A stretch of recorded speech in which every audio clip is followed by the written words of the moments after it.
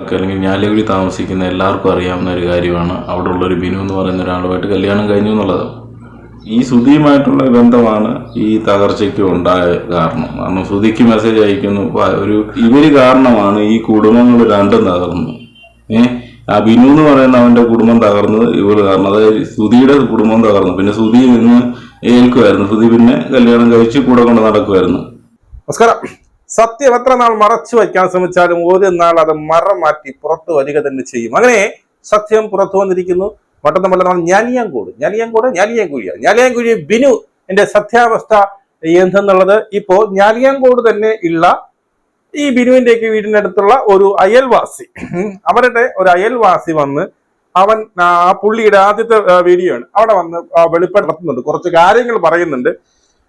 ഞാൻ ഞെട്ടിയൊന്നുമില്ല. കാരണം ഈ പറയുന്ന രേണു രണ്ടാം കല്യാണമാണെന്നും ഈ സുധി രണ്ടാം കല്യാണം 3 കെട്ടിയിട്ടുണ്ടെന്നും രണ്ടാം കല്യാണം ലീഗലായിട്ട് കഴിഞ്ഞതാണെന്നും എനിക്ക് കൃത്യമായിട്ട് അറിയാമെന്നുള്ളത് കൊണ്ട് തന്നെ എനിക്കിത് ഞെട്ടലില്ല. പിന്നെ ഇപ്പോഴും കുറെ ആൾക്കാർ വിശ്വസിക്കുന്നില്ല.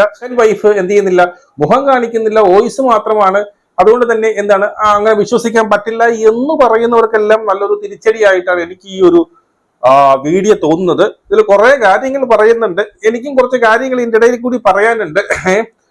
നമുക്ക് ആദ്യം ഈ പുള്ളിയുടെ ഒരു വീഡിയോ കണ്ടിട്ട് നമുക്ക് സംസാരിക്കാം. ഓക്കെ. ഞാൻ പറയാൻ ഉദ്ദേശിക്കുന്നത് രേണു സുധിയുടെ ഫസ്റ്റ് മാരേജിനെ കുറിച്ചാണ്. അത് നമുക്ക് കോട്ടയംകാർക്ക് അല്ലെങ്കിൽ ഞാലിക്കുഴി താമസിക്കുന്ന എല്ലാവർക്കും അറിയാവുന്ന ഒരു കാര്യമാണ് അവിടെയുള്ളൊരു ബിനു എന്ന് പറയുന്ന ഒരാളുമായിട്ട് കല്യാണം കഴിഞ്ഞു എന്നുള്ളത്. കല്യാണം കഴിഞ്ഞ് ഇവർ ഒന്നിച്ച്, അല്ലെങ്കിൽ അദ്ദേഹം ഇപ്പം പാസ്റ്ററായിട്ട് എന്തോ ജോലി ചെയ്യും. അപ്പം അത് ഞാലിക്കുഴി കോട്ടയം അല്ല അവിടെയുള്ളവർക്കെല്ലാം സുപരിചിതമായ ഒരു കാര്യമാണ്. പിന്നീട് രേണുവിൻ്റെ എയർ ഹോസ്റ്റസ് എൻ്റെ പഠനത്തിൻ്റെ സമയത്തായിരുന്നു. അത് കഴിഞ്ഞാൽ തോന്നുന്നു മാരേജ് സംഭവം. അത് കഴിഞ്ഞ് ഈ സുധിയുമായിട്ടുള്ള ബന്ധമാണ് ഈ തകർച്ചയ്ക്ക് ഉണ്ടായ കാരണം സുധിക്ക് മെസ്സേജ് അയക്കുന്നു. ഒരു ഭാര്യയായിട്ടിരിക്കുമ്പോൾ തന്നെ സുധിക്ക് മെസ്സേജ് അയക്കുകയും അങ്ങനെയൊക്കെ ചെയ്തു കഴിഞ്ഞപ്പോൾ അതിനെ തുടർന്നുണ്ടായ പ്രശ്നമാണ് അവർ വിവാഹബന്ധം വേർപെടുത്താനും, അല്ലെങ്കിൽ അത് ഒരു ബന്ധക്കോസ് രീതിയിലുള്ള ഒരു വിവാഹമായതുകൊണ്ടും നമ്മുടെ നാട്ടിൻപുറങ്ങളിൽ ആ സമയങ്ങളിലൊക്കെ ഈ പഞ്ചായത്തിൽ പോയി രജിസ്റ്റർ ചെയ്ത് അല്ലെങ്കിൽ ലീഗലി രജിസ്റ്റർ ചെയ്തു അങ്ങനെയൊക്കെയുള്ള ഒരു പരിപാടികൾ അന്ന് വളരെ ചുരുക്കമായിരുന്നു. മാരേജ് അല്ലെങ്കിൽ പള്ളി അല്ലെങ്കിൽ പള്ളിയുടെ രജിസ്റ്ററിൽ ബന്ധക്കോസ് രീതി എന്ന് പറഞ്ഞാൽ അവരുടെ പള്ളിയുടെ രജിസ്റ്ററിലൊക്കെ ചെയ്ത് എടുക്കുക. ഇപ്പോഴാണ് അത് ഗവൺമെന്റിലൂടെ അപ്രൂവലായി അല്ലെങ്കിൽ ഗവൺമെന്റിൽ കൂടെ രജിസ്റ്റർ ചെയ്യേണ്ട ഒരു അവസ്ഥ വന്നു. ആ സമയത്ത് അവിടെ വെച്ചായിരുന്നു ഈ കല്യാണം.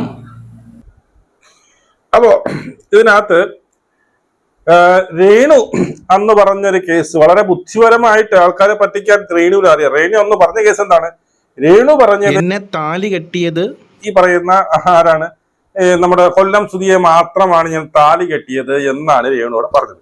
അതിനർത്ഥം ഇവിടെ അതാണ് ഇത്രയും കോൺഫിഡൻസ് കൂടി പറഞ്ഞത്, ഞാൻ താലി കെട്ടി. അതായത് ഈ പറയുന്ന രേണുവിന്റെ കല്യാണം കഴിഞ്ഞത് ഒരു പെന്തക്കോസ് ആ ഒരു മതാചാര പ്രകാരമാണ് രേണുവിന്റെ കല്യാണം കഴിഞ്ഞത്. അവിടെ താലികെട്ട് എന്ന് പറയുന്ന സംവിധാനമില്ല. മനസ്സിലായോ?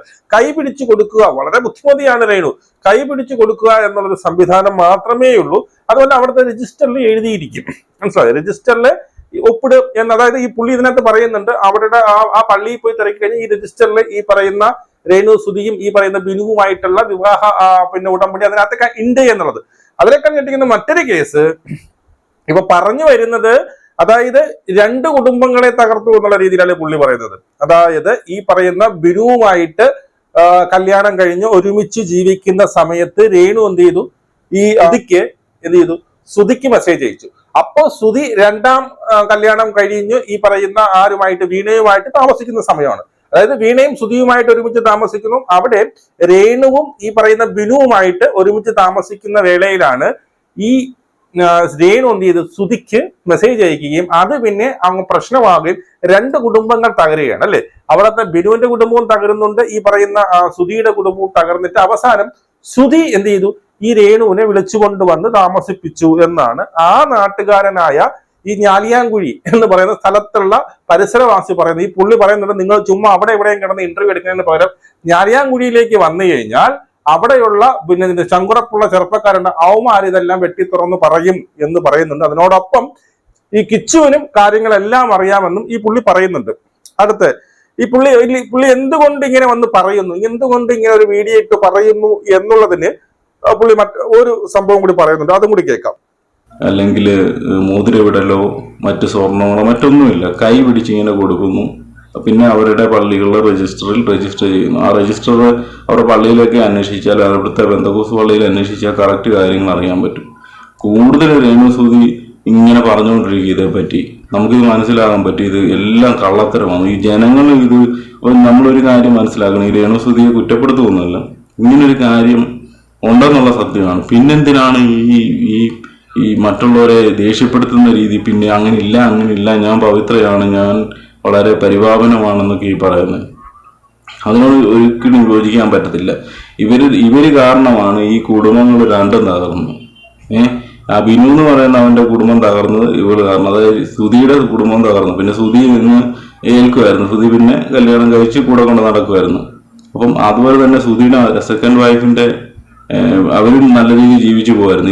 ഈ ഒറ്റ ഒരു കാരണം കൊണ്ടാണ് ഇതെല്ലാം തകർന്നു പോയത്. എന്നിട്ടാണ് ഈ പെണ്ണ് ഇവിടെ കിടന്ന് ഒരുപാട് കാര്യങ്ങൾ പറയുന്നത്. രണ്ടാമത്തെ ഒരു കാര്യം എന്ന് പറഞ്ഞാൽ, ഓക്കെ, ഒരുപാടുണ്ട്. ഈ ഒരു വീഡിയോ ചാനലിൽ ഞാൻ ഇവിടെ കൊടുക്കാം, നിങ്ങൾ പോയി കാണുക. കുറെ കാര്യങ്ങൾ പറയുന്നുണ്ട്. അപ്പൊ ഈ പുള്ളി പറയുന്നത് എന്തുകൊണ്ട് ഞാൻ ഈ പുള്ളി ഇങ്ങനെ വന്നൊരു വീഡിയോ ഇടാൻ കാരണം, ഇവരൊക്കെ പരിസരവാസികൾ, ഇവർക്കൊക്കെ കാര്യങ്ങൾ അറിയാം. അതായത് രേണുസുധിയുടെ രണ്ടാം വിവാഹത്തിൽ ആദ്യ വിവാഹത്തെക്കുറിച്ചും രണ്ടാം വിവാഹത്തെക്കുറിച്ചും വളരെ കൃത്യമായിട്ട് അറിയാം. പിന്നെ എന്തിനിങ്ങനെ വന്ന് കള്ളം പറയും?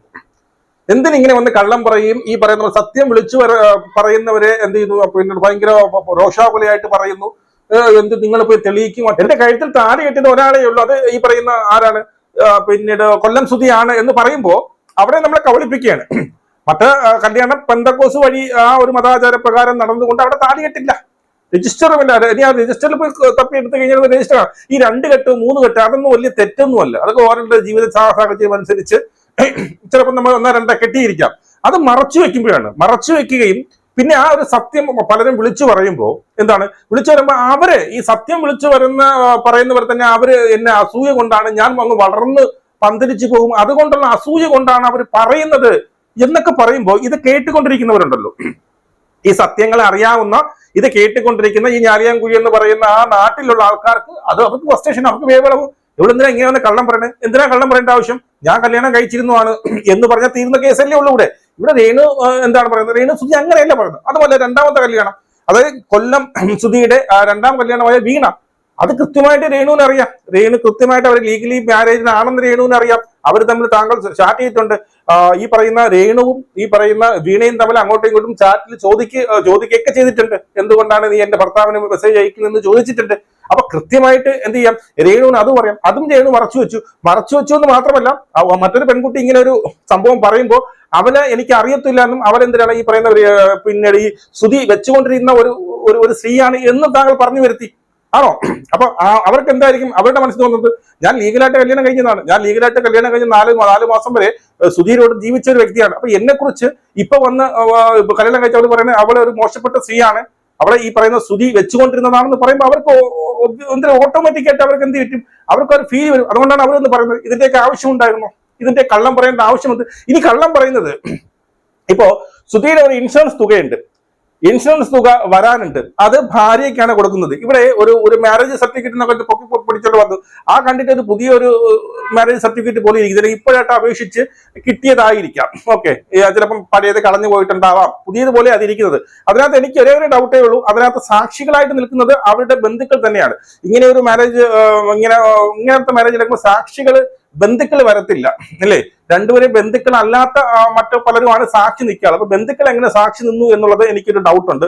അതുപോലെ ഈ അതായത് സുധി രണ്ടാമത് കഴിച്ചത് വീണയെ രണ്ടാമത് കല്യാണം കഴിച്ചിട്ടുണ്ട് എന്ന് ഉറപ്പായിട്ട് അറിവുള്ള ഈ പറയുന്ന രേണു എന്തിന് അങ്ങനെ എനിക്കൊരു വ്യക്തിയെ അറിഞ്ഞുകൂടാ എന്നും കൂടി പറയുമ്പോൾ നിന്റെ ഡൗട്ട്, ഇനിയിപ്പം ഇവര് ലീഗലി കഴിച്ചിട്ടില്ല, ചിലപ്പം ഈ പറയുന്ന ലീഗലി രേണു സുധിയെ കല്യാണം കഴിച്ചിട്ടില്ല എന്ന് കരുതിക്കൂ.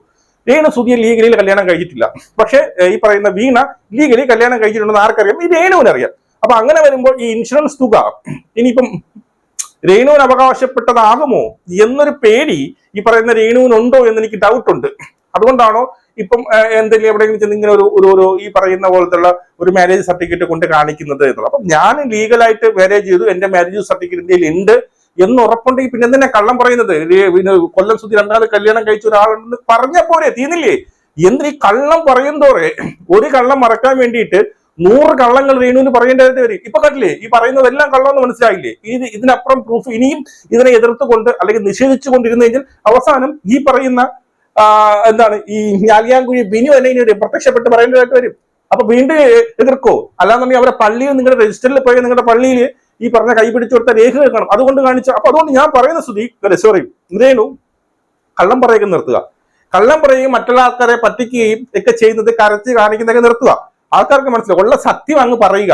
താങ്കൾ ലീഗലായി കല്യാണം കഴിച്ച് ലീഗലായിട്ടുള്ള താങ്കളുടെ കയ്യിലിരിക്കുന്നത് സത്യസന്ധമായിട്ടൊരു സർട്ടിഫിക്കറ്റ് ആണെങ്കിൽ താങ്കൾ മുന്നോട്ട് പോകുക. ഇൻഷുറൻസ് തുകയൊക്കെ താങ്കൾക്ക് തന്നെ കിട്ടും.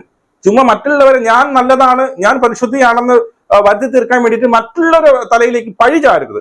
അവര് പരിശുദ്ധയല്ല, അവര് മോശക്കാരിയാണ് എന്നുള്ള രീതിയിൽ പറയരുത്. ഉള്ള സത്യം സത്യസന്ധമായിട്ട് പറഞ്ഞു പോയി കഴിഞ്ഞാൽ ഒരു പ്രശ്നമല്ല. ഇവിടെ കള്ളം പറഞ്ഞു വന്നിരുന്ന് മെഴുകുമ്പോൾ നമ്മൾ പ്രതികരിച്ചു പോകും. മനസ്സിലായി? ഇതുപോലെ ഇപ്പം വന്നില്ലേ ഈ പയ്യൻ, അതുപോലെ പലരും അവരുടെ തെളിവുകൾ പുറത്തു കൊണ്ടേ വരും. താങ്കൾക്ക് പിന്നെ വാ തുറന്ന് ഒന്നും മിണ്ടാൻ പറ്റാത്തൊരു അവസ്ഥയിലേക്കും എത്തും. നിങ്ങളുടെ അഭിപ്രായങ്ങൾ കമന്റ് രേഖപ്പെടുത്തും. നമുക്ക് വീണ്ടും കാണാം. ജയ് ഹിന്ദ്.